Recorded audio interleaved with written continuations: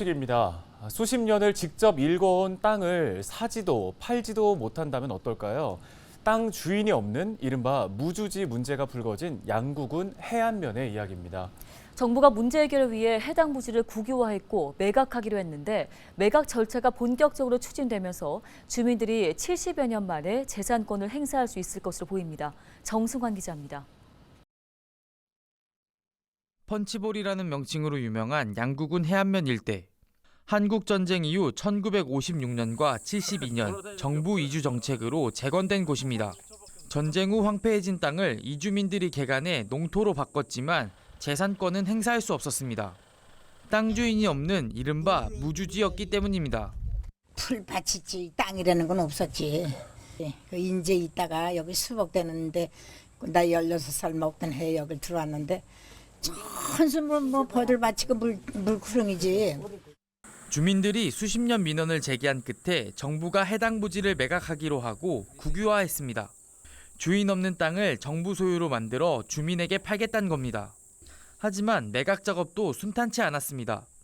매각 대상자로 선정하기 위해선 대상 토지 소재에 거주한 보증인 3명 이상이 필요한데 일부 지역에 해당하는 주민이 없었기 때문입니다. 다행히 최근 보증인 소재지 기준을 법정리가 아닌 행정리로 적용할 수 있다는 감사원의 검토 결과가 나오면서 매각 추진의 길이 열렸습니다. 기재부는 지난 18일 매각을 주관하는 한국자산관리공사에 신속한 매각 추진을 통보했습니다. 국유지 매각이 본격적으로 추진되면서 해안면 주민들은 70여 년 만에 재산권을 행사할 수 있게 됐습니다.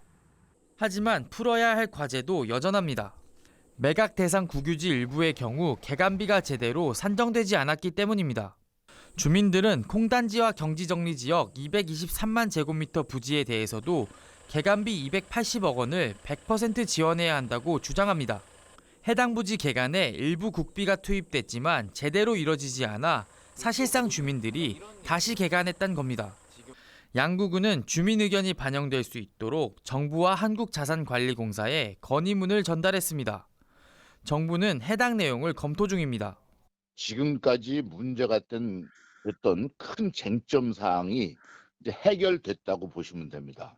이제 매각 과정이 이제 남아 있는데 이 매각 과정에서 여러 가지 기준들이 이제 설정이 되고 그 기준에 의해서 주민들 중에 어떤 누구도 소외되지 않고 불이익을 받지 않도록 한국자산관리공사가 이르면 다음 달 본격적인 매각 절차에 들어갈 예정인 가운데 양구군의 오랜 수건 과제가 70년 만에 해결될 수 있을지 주목됩니다. 헬로티비 뉴스 정승환입니다.